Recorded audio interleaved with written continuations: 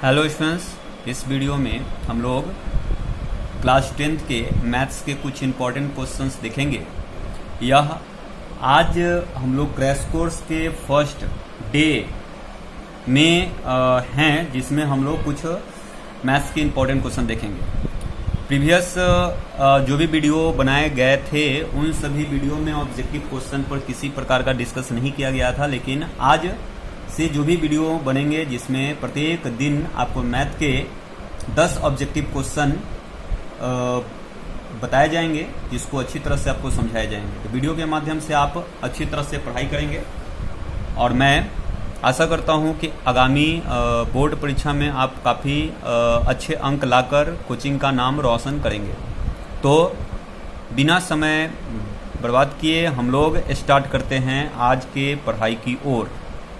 Okay, तो चलिए हम लोग एक एनर्जेटिक होकर आज से पढ़ाई करना स्टार्ट करेंगे। तो यहाँ क्वेश्चन नंबर 1 जैसा कि आपको दिख रहा है कि निम्न में से कौन परिमेय संख्या है। तो जैसा कि परिभाषा से हमें परिमेय संख्या की परिभाषा से हमें पता है कि जिस संख्या को P/Q के रूप में लिखा जा सकता है उसे हम परिमेय संख्या कहते हैं। और सिंपल आपको ऑब्जेक्टिव क्वेश्चन बनाने के क्रम में परिमेय संख्या पहचानना है, तो इसमें से हमें वैसा ऑप्शन खोजना है जिस ऑप्शन में संख्या रूट में ना बचे, अर्थात रूट से माने वो ऑप्शन हमारा इस क्वेश्चन का आंसर होगा जो ऑप्शन में रूट के अंदर संख्याएं नहीं बचा रहे। सिंपल आपको ये बात ध्यान रखना है। ऑब्जेक्टिव क्वेश्चन आपको क्वेश्चन देखकर आपको प्रश्न का आंसर पता रहना चाहिए, क्योंकि आपके बोर्ड एग्जामिनेशन में 60 क्वेश्चन ऑब्जेक्टिव के पूछे जाते हैं, जिसमें आपको 50 क्वेश्चन बनाना है। मैं आशा करूंगा, मैं कोशिश करूंगा कि आपके एक भी क्वेश्चन ऐसे नहीं बचे फाइनल परीक्षा में जो आपसे नहीं बने। तो चलिए हम लोग देखते हैं। तो यहाँ √3, तो इसका रूट पॉसिबल नहीं है निकालना, लेकिन अगर हम लोग बी नंबर ऑप्शन देखते हैं तो √2 से √2 कैंसिल हो जाएगा, सिर्फ 2 बचेगा। तो बात आता है कि ये एक ऐसा ऑप्शन है बी नंबर ऑप्शन जिसमें 2 के अलावा रूट के अंदर और कोई संख्याएं नहीं बच रहा है, तो यह हमारा परिमेय संख्या होगा। लेकिन और भी ऑप्शन हम लोग और भी ऑप्शन पर ध्यान देंगे। √5 एक अपरिमेय संख्या है, 4 एक परिमेय संख्या है, और परिमेय और अपरिमेय संख्या का योगफल भी एक अपरिमेय संख्या होता है। अर्थात ये जो भी संख्याएं लिखी गई है, यहाँ 5 जो रूट में लिखा गया है, इसको रूट से हम हटा नहीं सकते, इसलिए ये भी एक अपरिमेय संख्याएं ही होंगी। डी नंबर ऑप्शन √6 एक अपरिमेय संख्या है। तो बात आता है ये 4 ऑप्शन में बी नंबर ऑप्शन एक ऐसा ऑप्शन है जो कि परिमेय संख्या को दर्शाता है। तो बी नंबर हमारा आंसर होगा, यानी बी नंबर एक करेक्ट आंसर है। चलिए हम लोग दूसरा नंबर क्वेश्चन देखते हैं। संचयी बारंबारता वक्र कहलाती है।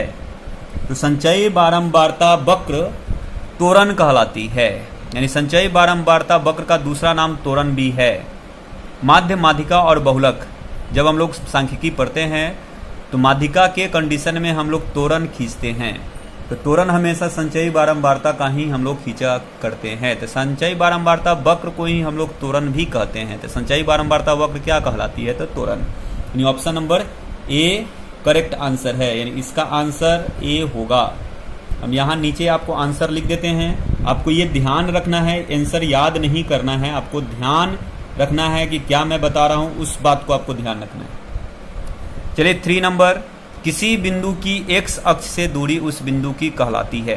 तो किसी भी बिंदु का x अक्ष से दूरी उस बिंदु का भुज नहीं कोटि कहलाता है, और जबकि y अक्ष से किसी बिंदु का दूरी उस बिंदु का भुज कहलाता है। चलिए इसको हम लोग थोड़ा सा देख लेते हैं रफ करके। तो बात जब आता है भुज और कोटि का, जब हम लोग कोऑर्डिनेट ज्योमेट्री में किसी बिंदु के बारे में हम लोग पढ़ते हैं, तो इस बिंदु का जो x अक्ष से परपेंडिकुलर डिस्टेंस होता है उस डिस्टेंस को हम लोग भुज नहीं कोटि कहते हैं। ये जो डिस्टेंस होता है कोटि, इसी को हम लोग y निर्देशांक भी कहते हैं, y नियामक, y निर्देशांक। ओके, और किसी इस बिंदु का y अक्ष से जो लंबात्मक दूरी होगा उसको हम लोग भुज कहते हैं, भुज। इसी को x निर्देशांक, x नियामक भी कहते हैं। यानी x, y हमने लिखा, तो ये y अक्ष से लंबात्मक दूरी x है और x अक्ष से लंबात्मक दूरी y है, यानी y अक्ष से किसी बिंदु का लंबात्मक दूरी भुज कहलाता है और x अक्ष से लंबात्मक दूरी कोटि। और भुज और कोटि को और भी हम लोग क्या कहते हैं उस बात को भी ध्यान रखना है, क्योंकि ऑप्शन में कुछ भी हो सकता है। चलिए तो हम लोग देखते हैं आगे। तो यहां पर लिखा है किसी बिंदु का एक्स अक्ष से दूरी क्या कहलाता है, तो उस बिंदु का कोटि कहलाता है। एक्स अक्ष से किसी बिंदु का दूरी कोटि। और यही क्वेश्चन में किसी बिंदु का वाई अक्ष से दूरी की बात होती है तो हम लोग उसको भुज कहते हैं। यानी कि यहाँ इस क्वेश्चन का आंसर जो होगा बी नंबर होगा।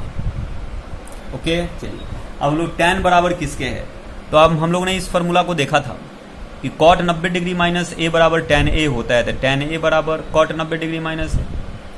ओके, sec 90 डिग्री माइनस ए बराबर होता है cosec a, लेकिन यहाँ tan a किसके बराबर ये पूछ रहा है। cosec 90 डिग्री माइनस ए बराबर होता है sec a, तो यहाँ पर तो tan a है। cos 90 डिग्री माइनस ए बराबर होता है sin a, जबकि यहाँ पर tan a है। यानी इस क्वेश्चन का tan a किसके बराबर है, तो cot 90 डिग्री माइनस ए के बराबर है। यानी कि ए नंबर ऑप्शन इसका करेक्ट आंसर होगा। यानी क्वेश्चन नंबर जो 4 है उसका ए नंबर ऑप्शन। tan 45 डिग्री का मान याद करना है, आपको ध्यान रखना है। tan 45 डिग्री का मान 1 होता है। तो इस क्वेश्चन में 4 ऑप्शन है, तो सी नंबर इसका करेक्ट आंसर है। यानी आंसर सी होगा। tan 45 डिग्री का वैल्यू 1 होता है। किस मैंने बिंदु -4,3 की स्थिति किस पाद में है, तो इस बात को हमें ध्यान रखने हैं, क्योंकि यही सिर्फ क्वेश्चन नहीं पूछा जा सकता, इसके अतिरिक्त बहुत सारे क्वेश्चन आ सकते हैं। जब हम लोग कोऑर्डिनेट ज्योमेट्री की बात करते हैं तो ये आपको फर्स्ट क्वाड्रेंट होता है, ये सेकंड क्वाड्रेंट होता है, ये थर्ड क्वाड्रेंट होता है, ये फोर्थ क्वाड्रेंट होता है।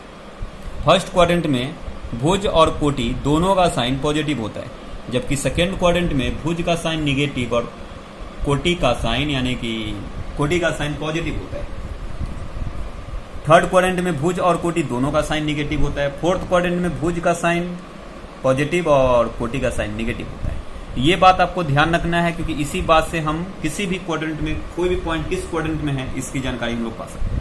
साथ ही साथ आपको ध्यान इस बात का भी रखना है कि x, 0 अगर लिखा है या 0, y के रूप में कोई भी बिंदु है, यानी किसी भी बिंदु का अगर y निर्देशांक 0 है तो वह बिंदु x एक्सिस पर होगा, और किसी भी बिंदु का x निर्देशांक 0 है तो वह बिंदु किसी न किसी कहीं ना कहीं y एक्सिस पर होगा।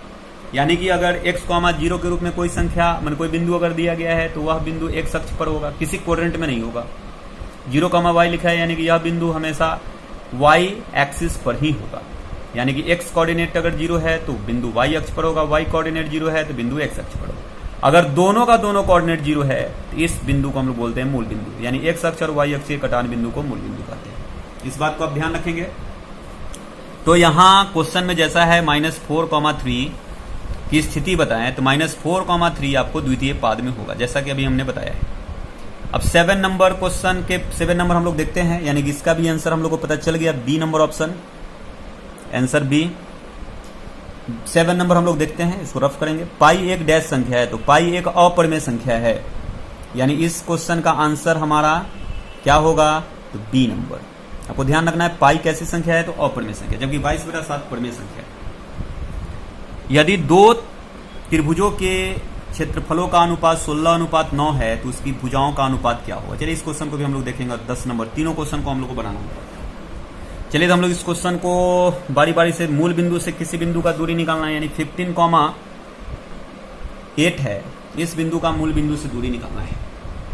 तो कभी भी मूल बिंदु से दूरी निकालना रहेगा तो x कोऑर्डिनेट यानी कि भुज का स्क्वायर और प्लस कोटि का स्क्वायर का रूट अंडर 15 का स्क्वायर कितना होता है, तो 225, 8 का स्क्वायर 64, जब इस दोनों को आप जोड़ोगे तो रूट अंडर 289 और 289 का रूट 17, यानी कि इस बिंदु का मूल बिंदु से दूरी रूट अंडर 289 या तो 17, दोनों में से जो लिखा हो वो हमारा आंसर होगा।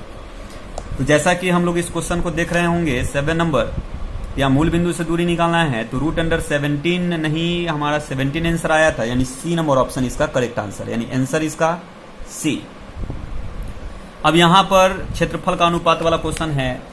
देखिए एक बात आपको ध्यान रखना है कि दो समरूप अगर त्रिभुज है, दो त्रिभुज अगर समरूप है, तो उस दो त्रिभुज अगर समरूप है, इस सभी बातों को हम लोग जब ज्योमेट्री पढ़ेंगे तो उसको समझेंगे। दो समरूप त्रिभुज में अगर क्षेत्रफल का अनुपात 16:9 दिया हुआ है, अगर भुजा का अनुपात निकालना है तो आपको रूट करना होगा।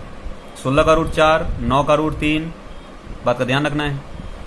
यानी आपको कभी इस बात का ध्यान हमेशा रखना है कि दो समरूप त्रिभुज के अगर क्षेत्रफल का हमें अनुपात गिवन है, भुजा का अनुपात निकालना रहेगा, तो आपको रूट, उस अनुपात को रूट में लिख देना है। जो हमारा आंसर आएगा वही भुजा का अनुपात होगा। जैसे मान लो कि 17:13 दे दिया आपको क्षेत्रफल का अनुपात, भुजा का अनुपात पूछ रहा है तो √17 अनुपात √13। मान के चलो कि भुजा का अनुपात 2 अनुपात, अब उल्टा भुजा का अनुपात दिया रहेगा, क्षेत्रफल का अनुपात पूछेगा तो आपको इसका स्क्वायर करना है, स्क्वायर करना, 2 का स्क्वायर 4, 3 का स्क्वायर 9, 4:9। तो बात आता है कि यहाँ दो त्रिभुज के क्षेत्रफल का अनुपात 16:9 दिया है, क्षेत्रफल का अनुपात दिया है। जब क्षेत्रफल का अनुपात अगर दिया रहेगा तो हम लोग को क्या करना होगा, हम लोग को रूट निकालना पड़ेगा। तो बात आता है कि इस क्वेश्चन को अगर हम लोग देख रहे हैं कि दो त्रिभुज के क्षेत्रफल का अनुपात 16:9 हो तो उसकी संगत भुजाओं का अनुपात निकाले, तो भुजा का अनुपात निकालने के लिए इसका रूट करना होगा। 16 का रूट करेंगे तो 4 और 9 का रूट करेंगे तो 3, 4:3 आंसर। यानी इसमें बी नंबर ऑप्शन इसका करेक्ट आंसर है, यानी बी नंबर इसका आंसर होगा, आंसर इसका बी। समानांतर श्रेणी इसका जो है 10वां पद निकालना है। एपी जो दिया गया है जिसमें 2, 7, 12, ... दिया गया है, इसका 10वां पद निकालना है। तो एपी का 10वां पद निकालने का फॉर्मूला होता है A10 बराबर A + 9D। ए का मतलब फर्स्ट टर्म 2 दिया है, डी का मतलब सारबंतर 7 दिया है, इसमें वैल्यू पुट कर लीजिए। 2 + 9 × 7, 2 + 9 7 गुना करोगे 63। सॉरी, यहां पर सारबंतर 7 - 2 यानी 5 लिखने होंगे, यानी आप 5 लिखना होगा। 9 × 5 = 45, 45 और +2 47, ये आपको आंसर हो गया। यानी कि इस एपी का 10वां पद, पहला दूसरा तीसरा इस तरह से 10वां नंबर में जो पद होगा वो 47 होगा, यानी इसका आंसर 47। तो यहां पर आंसर इसका 47, यानी बी नंबर इसका आंसर करेक्ट है, आंसर बी इसका करेक्ट आंसर है। तो इस प्रकार से आज जो भी इस वीडियो में आपको ऑब्जेक्टिव क्वेश्चन 10 ऑब्जेक्टिव क्वेश्चन का सॉल्यूशन हमने किया। आई होप कि आपको सारे क्वेश्चन समझ में आए होंगे। अगर किसी प्रकार का आपको प्रॉब्लम है तो वीडियो को पर आप कमेंट करें कि इस क्वेश्चन में सर हमें दिक्कत है, तो मैं उसको फिर उसका स्पेशल वीडियो बनाकर फिर सेंड करूंगा। ओके, तो फिर हम लोग वीडियो को आगे बढ़ाते हैं, फिर सब्जेक्टिव क्वेश्चन की ओर चलते हैं। तो सब्जेक्टिव क्वेश्चन को लेकर आपको कुछ यहाँ ट्राइगोनोमेट्री का फॉर्मूला है, आपको इसको पूरे कंठाग्र कर लेना है। sin थीटा बराबर p/h, cos थीटा बराबर b/h, tan थीटा बराबर p/b, cosec, साइन का उल्टा होता है cosec, p/h है तो h/p, cos का उल्टा होता है sec, तो b/h है तो h/b, tan का उल्टा होता है p/b, तो यहाँ cot का हो जाएगा b/p। और यहाँ 3 फार्मूला h बराबर √p² जो b², b बराबर √h² - p² और b बराबर √h² - p²। ये 3 फार्मूला भी आपको ध्यान रखना है, क्योंकि आगे जितने भी क्वेश्चन आपको हम सब्जेक्टिव आज पढ़ाएंगे उसमें ये फार्मूला काफी आपके लिए इंपॉर्टेंट होगा। तो चलिए हम लोग आगे सब्जेक्टिव क्वेश्चन देखते हैं, जो आपके परीक्षा में 2 अंक स्तरीय प्रश्न के लिहाज से काफी इंपॉर्टेंट होंगे। तो हम लोग 2 अंक स्तरीय प्रश्न को देख रहे हैं। जैसे क्वेश्चन में दिया गया, यदि tan a बराबर 5/7 हो तो अन्य त्रिकोणमितीय अनुपात निकालें। तो त्रिकोणमितीय अनुपात 6 होता है, sin, cos, tan, cosec, sec, cot।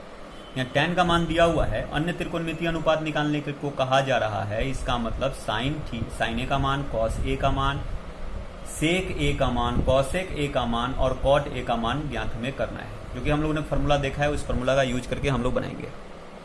अब यहाँ पर 15 cot a बराबर 8 है, तो इसमें 2 ही का मान निकालना है, sin a और sec a का मान। देखिए कुछ ऐसे प्रोसेस होंगे जो सभी इस 5 क्वेश्चन के लिए प्रोसेस सभी के लिए सेम होंगे, बट आंसर जो हमें लाना है वो आंसर आपको डिफरेंट आएगा। लेकिन कुछ ऐसे प्रोसेस होंगे जो सबके लिए हमें उसी टाइप का प्रोसेस करना है। यहाँ से cot a हम लोग निकालेंगे तो 15 चला जाएगा बाई में, और बाकी जो हम लोग को निकालना है वैल्यू हम लोग निकाल लेंगे। tan a बराबर सेम टाइप का क्वेश्चन है, sin a बराबर a/b। अब a/b दिया है तो आपको इसमें कंफ्यूज नहीं होना है, सब ये सारा का सारा क्वेश्चन सेम टाइप है। tan a बराबर √3, तो बाई में 1 मान लेंगे, फिर हम लोग निकालेंगे। तो इसमें से हम आप लोग को क्वेश्चन नंबर 2 बताते हैं। चलिए हम लोग 2 नंबर क्वेश्चन को देखेंगे, जिसमें कहा जा रहा है 15 cot a बराबर 8 है, तो sin a और sec a का मान ज्ञात करना है। चलिए हम लोग देखते हैं क्वेश्चन। तो क्वेश्चन नंबर 2 में दिया गया है, हल कर रहे हैं तो यहाँ हल लिखना आवश्यक है। इस बात का बिल्कुल ध्यान है कि जितना साफ सुथरा आप लिखेंगे, जितना अच्छा से बनाएंगे, आपके बोर्ड एग्जाम में उतना ही अच्छा मार्क्स आएगा। 15 cot A बराबर 8, यहाँ से cot A का वैल्यू अगर निकालेंगे, cot A बराबर 8/15। ओके, तो cot A का वैल्यू हो गया। तो यहाँ फार्मूला आप डालो, तो cot थीटा का फार्मूला होता है B/P। तो यहाँ हमने लिख लिया B/P। सबसे पहला आपको काम करना है, फार्मूला डालना है। तो यहाँ B का मान 8 है और P का मान 15 है, तो हमने ये लिख लिया। तो यहाँ P का मान और B का मान पता है, तो आपको 3 चीज पता हमेशा रहना चाहिए, H, P और B। जिस 2 का मान पता रहेगा, इसमें से 3 में से किसी 2 का मान आपको पता रहेगा, तो जिसका मान नहीं है पता उसका फार्मूला यूज करके आप उसको निकाल लो। तो हम लोग अगर बात करते हैं, यहाँ B और P का मान तो है पता, H का मान नहीं पता है, तो H फार्मूला यूज करेंगे, तो √P² + B²। तो P² जोड़ B², P का वैल्यू कितना है तो 15, तो 15 का स्क्वायर। B का वैल्यू कितना है तो 8, 8 का स्क्वायर, 15 का स्क्वायर 225, 8 का स्क्वायर 64। आप इस दोनों को ऐड अगर कर लो तो हमें लगता है 289 आंसर आएगा, और 289 का रूट होता है 17। और क्वेश्चन में 2 ट्राइगोनोमेट्रिक रेशियो का वैल्यू फाइंड करना था। एक तो निकालना था आपको sin A का मान, तो यहाँ sin A बराबर लिखेंगे। फार्मूला क्या होता है तो P/H होता है। P का वैल्यू कितना है तो 15, H का वैल्यू कितना है तो 17, P/H यानी तो 15/17 आंसर। एक है आपको cot, फिर निकालना है आपको उसी क्वेश्चन में निकालना है sec A का वैल्यू, तो फिर यहाँ sec A बराबर लिख लीजिए। sec A बराबर फार्मूला होता है H/B। H का वैल्यू 17 और B का वैल्यू आपको है गिवन, B का वैल्यू कितना है तो 8 है, तो 8 लिखना। अब इसका सावधानी बरते, देखो ये जो कुछ प्रोसेस है ये सभी के लिए कॉमन है। यहाँ जो भी ट्राइगोनोमेट्रिक रेशियो आपको देगा वो तो दिया ही रहेगा, इसका फार्मूला आपको बगल में लिखना है, जो कि हमने आपको शुरू में ही आपको दिखाया था फार्मूला कुछ, उस फार्मूला का आपको पूरा याद रखना है। cot A बराबर होता है B/P, हमने लिख लिया, यानी B बराबर 8 और P बराबर 15, उस बात को हमने लिखा। तो P और B में से H P और B का वैल्यू तो पता है, H का नहीं पता, तो H का हमने फार्मूला डाला और वैल्यू को हमने पुट किया और उससे हमने रिजल्ट लाया। ये प्रोसेस आपको सबके साथ, चाहे 2 का वैल्यू निकालना है चाहे सभी का वैल्यू निकालना है, आपको ये काम करने होंगे। फिर sin A बराबर P/H बराबर 15/17, sec A बराबर H/P, B तो 17/8, ये आपको दोनों का आंसर हो गया। अब हम लोग इसके में क्वेश्चन नंबर 6 है जिसको हम लोग देखेंगे, जिसमें कहा जा रहा है कि निम्न समीकरणों के मूलों का योगफल और मूलों का गुणनफल ज्ञात करें। देखिए द्विघात जो समीकरण हमारे होते हैं, क्वेश्चन नंबर 6, द्विघात समीकरण का व्यापक रूप है ax² + bx + c, यानी कि हमेशा इसी फॉर्म का द्विघात समीकरण होता है, बराबर 0। मूलों का योगफल, तो मूल का मतलब x का ऐसा मान जो इस समीकरण को सेटिस्फाई करे। मूलों का योगफल, तो अल्फा और बीटा इसके मूल को अगर हम लोग माने तो अल्फा जोड़ बीटा यानी मूलों का योगफल, फार्मूला होता है -b/a, और अल्फा इंटू बीटा फार्मूला होता है c/a, यानी कि अल्फा इंटू बीटा का है तो मूलों का गुणनफल। अगर इस पर आधारित हम एक क्वेश्चन बनाए, इस बात को भी आपको लिख लेना है और इसको ध्यान रखना है। तो जस्ट एक क्वेश्चन अगर हम लोग सोचे तो x² या 2x² - 3x + 1 बराबर 0। क्वेश्चन में कह रहा है कि मूलों का योगफल और मूलों का गुणनफल निकाले। क्वेश्चन में परीक्षा में आपको किसी एक का भी वैल्यू मैंने या तो मूलों का योगफल भी निकालने के लिए दे सकता था, गुणनफल भी सिर्फ निकालने के लिए दे सकता है, या दोनों का सकता है। मूलों का योगफल कर रहा है क्वेश्चन में, तो पहले तो यहाँ ABC का मान आप लिखो। A का मान है x² का कॉफिशिएंट 2, B का मतलब x का कॉफिशिएंट -3, C का मतलब अचर पद 1, यानी D बराबर, यहाँ हमें अल्फा जोड़ मूलों का योगफल और गुणनफल निकालना है, मतलब अल्फा जोड़ बीटा निकालना है। फार्मूला -b/a होता है, माइनस B का मतलब -3 और A का value 2, minus plus 3/2, alpha into beta C/a, C का वैल्यू कितना दिया गया है 1 और A का वैल्यू दिया गया है 2, यानी 1/2 आंसर, ये आंसर। यानी मूलों का योगफल निकालना रहे तो अल्फा जोड़ बीटा लिखना है, जिसका फार्मूला -b/a होता है, लिखकर आपको समीकरण दिए होंगे उसमें से A B का मान निकाल के डाल देना, ABC का मान ज्ञात हो जाएगा, उसका वैल्यू पुट करना है। इस प्रकार से यह वीडियो समाप्त होता है। वीडियो में जो भी क्वेश्चंस आपको दिए गए हैं उसको अच्छी तरह से कॉपी में बना लेना है, क्योंकि जब भी आपको नेक्स्ट डे आना है तो फिर आपको कॉपी को मैं चेक करूँगा। तो आई होप कि आपको वीडियो पसंद आया होगा, तो वीडियो को लाइक, और किसी भी तरह का आपको प्रॉब्लम है तो कमेंट अवश्य करें। तो चलिए, तो आज के लिए इतना ही, फिर मिलते हैं हम लोग अगले वीडियो में। धन्यवाद।